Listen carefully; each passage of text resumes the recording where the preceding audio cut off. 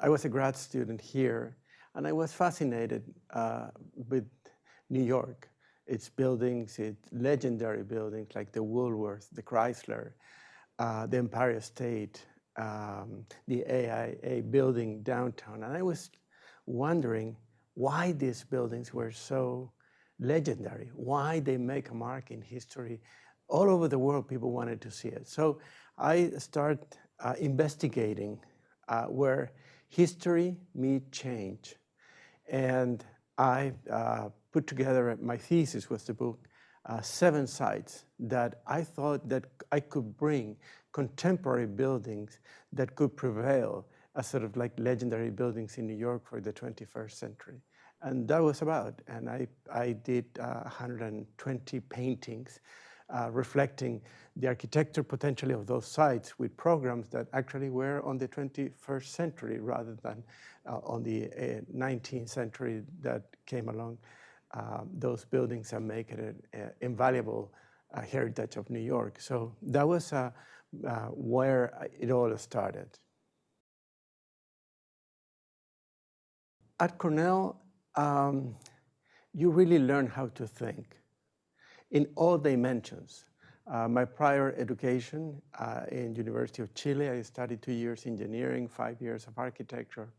I think that education was starting to being wider than just learning the technicalities of a field. And I think at Cornell, they had this incredible 360 view of the world.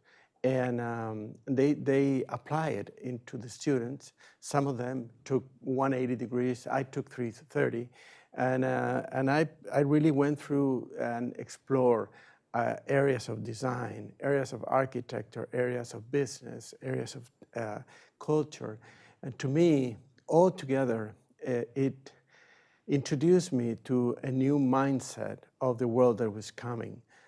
Internet wasn't there yet, but technology was there. Computers were appearing.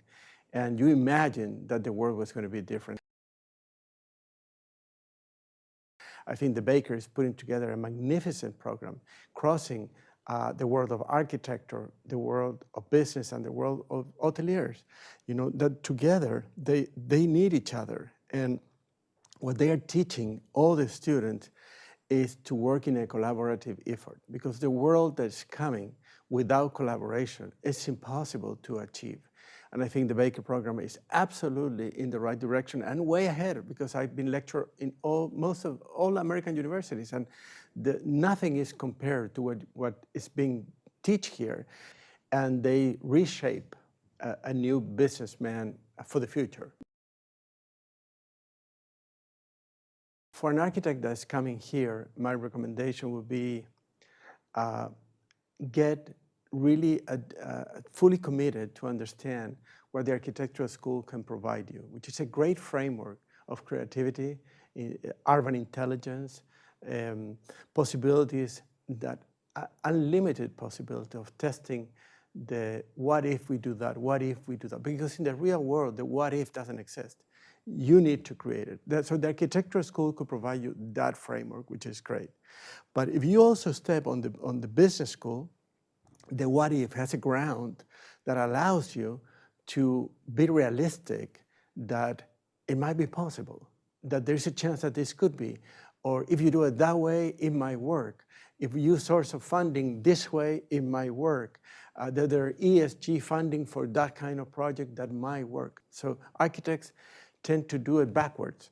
And I think that this program allows you as an architect to put it forward rather than backwards. So you do a drawing that is not feasible and doesn't have a site, that you don't own the site. So you do it backwards. Business people has more format and say, no, we need the site. Then you create the opportunity, do the feasibility, make the drawings, then we sell it together, then we get funding. So that circle is a magnificent opportunity for an architectural student to get it here.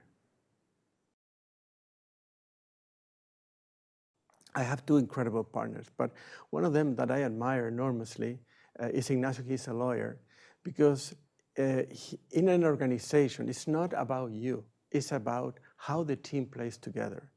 And Ignacio, for example, have done two amazing marks in the world of real estate. He bought 100 properties, one by one, in Chile in order to put together a building, which we did. On the new recent project that we were awarded #1 ESG project on the entire continent, from the US to Chile, we bought like something like 47 properties, one by one. And you cannot execute the acquisition of those projects. You actually have to buy it in an impeccable way to put together to avoid any contingencies. So if you take Ignacio's vision, sort of like determination, I mean, a guy who believed that could buy 100 properties has a level of determination which inspired the entire organization, inspires me, inspires Nicolas, which is the best CFO that I ever met. So I imagine that we have this team that pivots between the inner board and the outer board. And on the outer board, I have people that is super visionary on products. For example, I connect enormously frequently with a great visionary, for example, Tony Chi. Tony Chi is an incredible designer and had work in multiple areas of real estate, but his vision about how the world operates and experience is quite unique. Ray Chen, out of Taipei. Tony is Hong Kong, New York, and today I think he's spending time in Asia in Taipei. Ray Chen, an incredible designer. It operates in Asia and China. Why it impacts me? Because he had designed hotels and markets. So there are not too many architects that actually, in a contemporary life, design markets and design hotels that are based on experience. Tony is super sophisticated on a different level on design hotel experience. And then Gary Handel, ex-Cornell, incredible architect, leader, at one of the most influential firms in New York. And of course, I was trained on the business side at KPF with Gene Cohn, which I admire enormously, just passed away. And Gene, to me, it really gave me a global vision as an architect and as a person. Within KPF, I work with Lloyd Siegel, Jamie von Klemper, great architects, great vision, very open-minded to have conversation about possibilities. In Chile, I mean, we have hired today probably 20, 25 architectural firms. They are all great. In Chile, we work with local firms of different size. Great designer, Sergio Territoria, also on the outer board, always thinking about product. People believe that architects do things, shapes and buildings and voids, but ultimately what we do is we create value. That's what architects do. You're facing a flat piece of land with nothing in it, has no value besides the land. And architects put a vision, put value in it, create new programs, new possibilities, new opportunities, new business developments that people had never seen that it could exist there, new interactions of society, new programs. From hotels all the way to retails or markets, housing. So I think architects really have an advantage on the business world because they're ahead of any kind of analytica that markets or data or a business community will develop for a site. So if you put these two together, business and architecture, you have two things that are the great ingredients to success because you have that competitive edge of being ahead because of the architectural field and understanding that could be feasible by the world of business. I think it's the beginning of starting to be understanding the world of business and real estate and architecture with the two sides of the brain. On the more artistic side, the more humanistic side, and the more business pragmatical. So if you put these two worlds together, you have a new thinking process for the world that is coming. I'm part of an organization we create. It's a 70-people organization at Territoria, in which we have a design lab, we have a think tank that they are superly clever trying to find alternative ways of financing, structure the deals. The creativity is everywhere. So to me, I recommend any development firm to have a sort of like a design wing that allows them to understand better an opportunity and not just apply a formula. This is the way we operate. We have a look at a site, regardless how difficult it is to buy. Ignacio will forecast and say, it could be done. Nicolas will say, I can structure at $300, $400, $500 million for this. So imagine these two incredible committed partners that said, we could do this. And then there's a board that's saying, for that opportunity, the product should be this one. This is the world that is coming. And the design lab that is led by Luis Carmona in Chile put together a vision collecting minds from all over the world. In a project, for example, that we just finished, we had operations in 13 countries, acquiring knowledge, possibilities, technology, design skills, furniture in India. So we put together a collaborative effort from enormous amount of talent, because this is what it takes to produce a global building for the 21st century. It's not just about one architect. It's hard to collaborate with incredible people that adds value to that acquisition that started. What if we buy this site?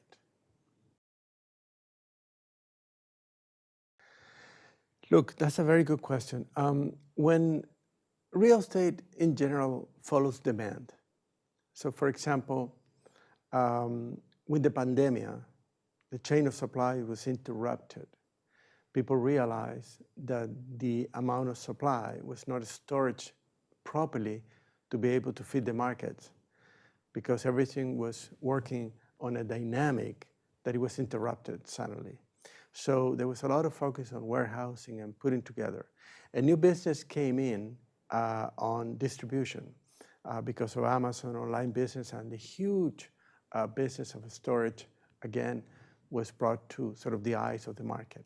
So a lot of attention had been put there. And the question to me is, big warehousing is necessary, but 1/3 of a cost of a product is transportation and logistics. So it's got to be something a little bit more clever to get the products closer to the consumer. That's good for the environment, it's good for the cost of logistics. So I see an area there that needs to be further developed. Don't know yet, but I'm sure it will be. That's a very interesting question, because I've been asked permanently if it is easier to start in a less competitive market or start your career, for example, in London or Hong Kong or New York, which is far more competitive, larger scale, and it was difficult to break through as an entrepreneur. So my recommendation would be this. It should be an employee and learn the craft of real estate, at least 5 to 8 years, at least. And you should be able to see if you could create value for them, not for you, for them, for whoever you work. But you need to make sure that you see tangible value that your decisions have created to someone else. So if you learn this craft of creating value, regardless of the ownership, you're ready to go. Because someone hopefully in a less competitive market will see that you got an edge that was not there and will give you an opportunity. But I believe that you need to prove it first to yourself. Because when you work with someone else's funding, you need to be extremely responsible of the trust that they have put on your shoulders to commit you a successful development. So I always put our fund team investors first. In the US, in more competitive markets, it doesn't work that way. You put your interest first, and then the investors sometimes get a hit, get a burden. You will never work again with that profile of investors. People asking, how could you in Chile have a firm with global investors of the magnitude of the ones that we work, which are the top excellent people in the world of real estate? And the reason is that we worked for many years for someone else's to create them value. Once we were ready, secure, that we could execute a mandate that we had put together to them to execute it in Chile properly at an institutional level with the level of responsibility that they demand, then it worked very successful equation, because you have the best of two worlds. You have higher returns on emerging markets, very sound funds from the world global investing, and opportunities that are not available. Because in the US, you might do a lot of businesses, but the deals are shrinking, the returns are smaller. The funds, the managers are taking quite a bit of that profits out from the actual source of funding. So ultimately, it's not that great of a business. So the big funds are looking for emerging markets, but there are no players. So my recommendation in that sense for the students is get a training in global markets and find opportunities in the smaller markets, because there's a greater possibility to be noticeable and someone will trust you because you have access to better returns.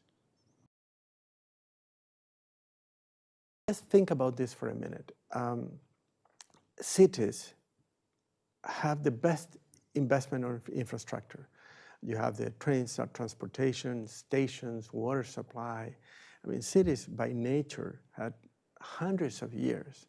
So the natural is that people live where the infrastructure is. It's closer to your work, closer to the park, closer to the possibilities that the city offers, to the culture, to the food and beverage. So I'm a great believer in metropolitan life as a sort of opportunities. So mixed use, I think that had a way to go, because mixed use offer contra-cycle uses of infrastructure in a variety of ways and formats that, to me, what we have seen today is just the beginning. I think this will go way beyond super interesting new alternatives and new possibilities and known combinations that require some imagination and some innovation to actually reform a metropolitan life. Because young people should live in the cities, not in the suburbs, because the city provides them a saving of cost of life. They could ride their bikes to work. They could work a little bit at home and then in the office. That interaction is extremely valuable for them. It gives them time. The sport area near the parks, the cultural events, the socializing. Because when you live in outskirts of the city, it's more complicated, the socialization of people, to meet people. It becomes more complicated.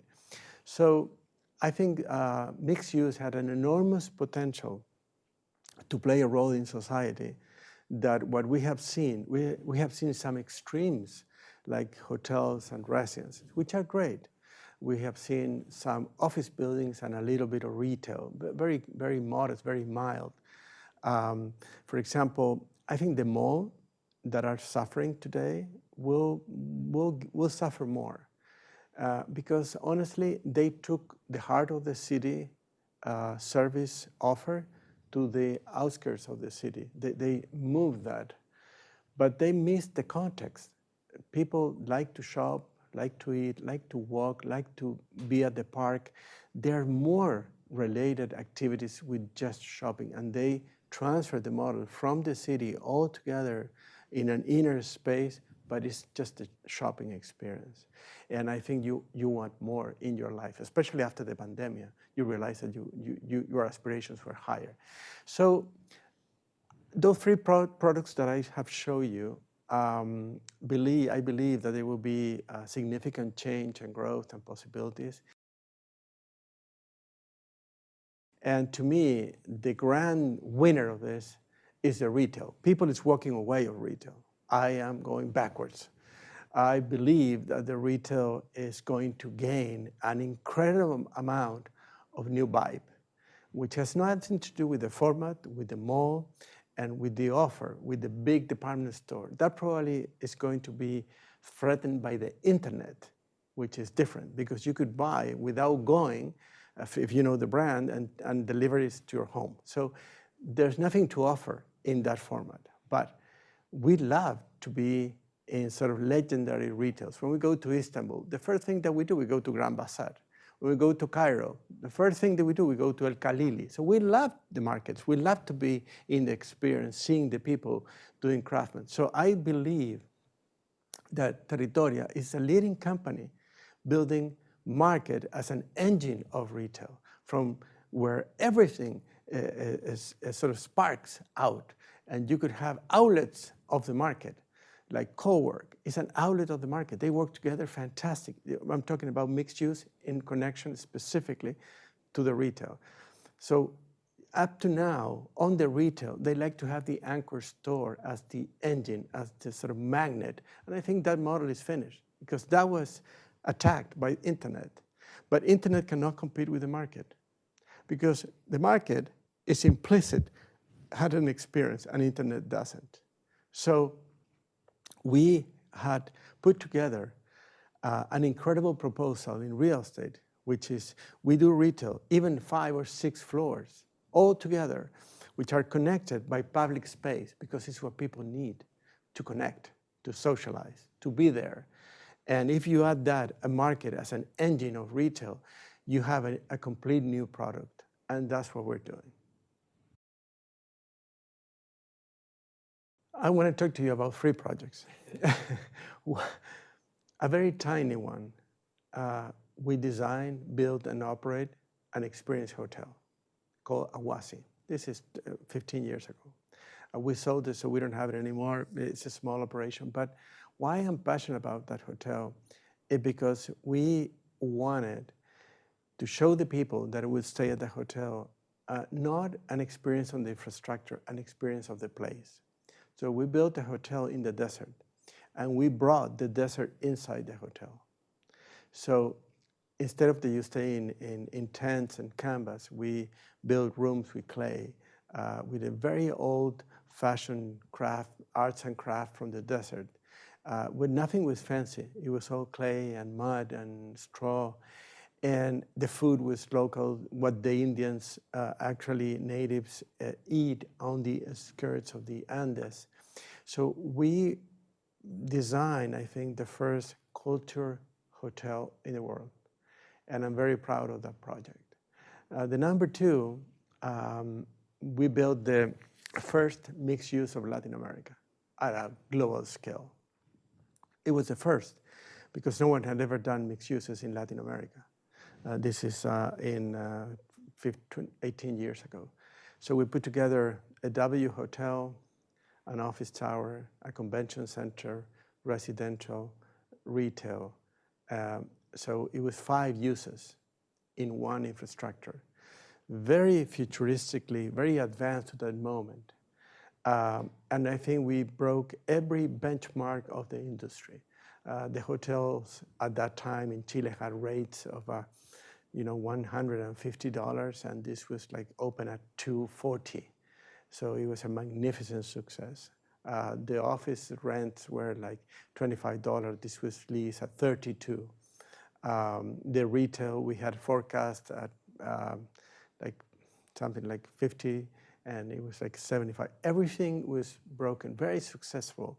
And we bought 100 properties, one by one. Had many challenges actually to build it. And we finally built it, and it was sold in 2011.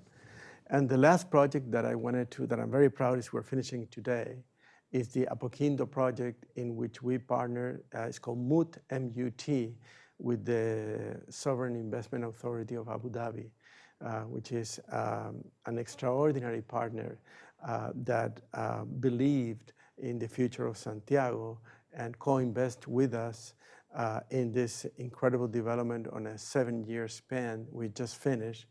And it will collect numerous awards. We just had we just opened it a month ago, so it's a soft opening, and it was nominated #1 ESG project, which we're very proud of it because of the proposal that we did to a sort of like a sustainable world. And the authority has been incredibly committed to not only build sustainable growth and investment, but also to the environment. So it's a great partnership, and we're very, very proud of it. That's a very good question. Put people first, not returns, not your desires or your vision. Put people first. People that actually, it's what people makes your development successful. It's not you nor capital, it's people. It's understanding what do they need. Because one of the risks of architecture is that architects do what they want and not what you need. And what you need is what people need. This is what real estate developers should do, is understanding an opportunity of needs, building a better world, a friendlier society, a better neighborhood, understanding that then if you supply that, is that community what it will make your project successful. It's not you, and it's not the capital. So #1 is people and community. #2, that it has to be done in a collaborative effort, not only from the professionals around you, also with the communities that you will serve. It has to be in an integration of thoughts and ideas and desires and aspirations, because you're changing a landscape, hopefully for a better one. So public space becomes extremely relevant because it's what communities can use for free. Public space is not a commercial space. It's something that you have to give to society. Society uses it, and as a result, you serve your building. So public space is extremely, so community, people first, public space. Those are ingredients that are basic fundamentals for Territoria. And the last one is data. You need to know what people do. How do they do it? At what times do they do it? So you match the supply with the need. You need to match those two visions. A lot of architects do public space, but no one uses it because they lack of data. They lack of understanding what kind of public space people want to do. It's not about just putting pavings and a tree and a large area empty. They probably need more. They need to play with their kids. They need to go and have a coffee. They need to work on an infrastructure that has Wi-Fi. So we're putting together an incredible 4-acre public space in a project that is 800 people co-work for the city for free. But we believe that that community will take over the infrastructure and will become our community. So if you give, they will give. It works backwards. It's a circular economy. But if you take, you're not going to receive anything back. So that, I think, is a change of the business model. That's a very good question.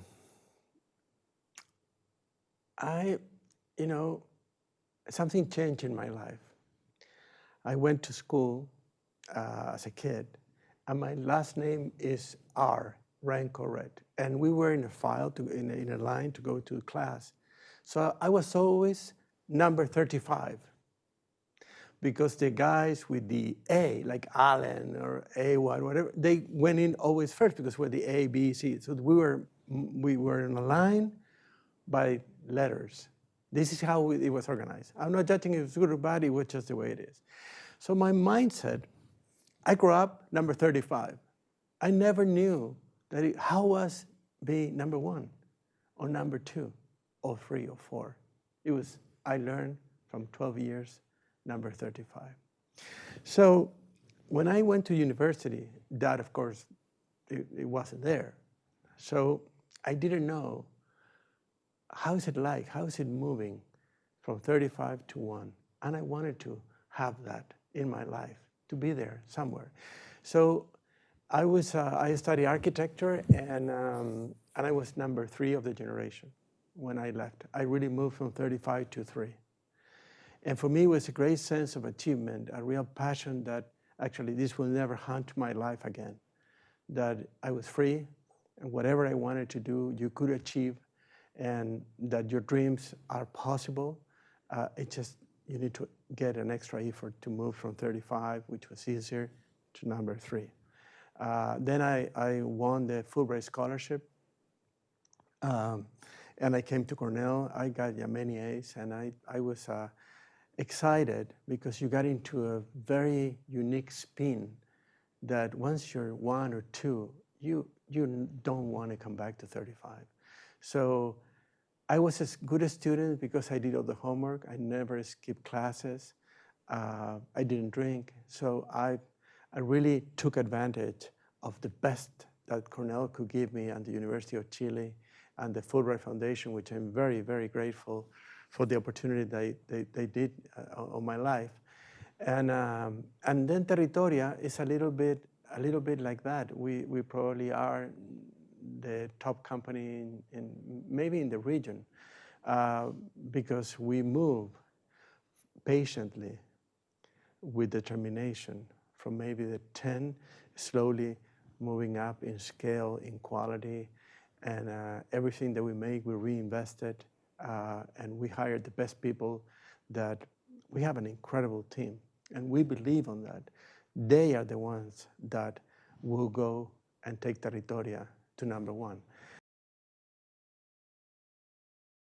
I'm a great sportsman. I do competitive today in many sports. So I was telling the students about this magnificent book. It's the coach of the New Zealand team, the All Blacks. And I read the book many times, and it's something called like Legend or something like that. It's a small book.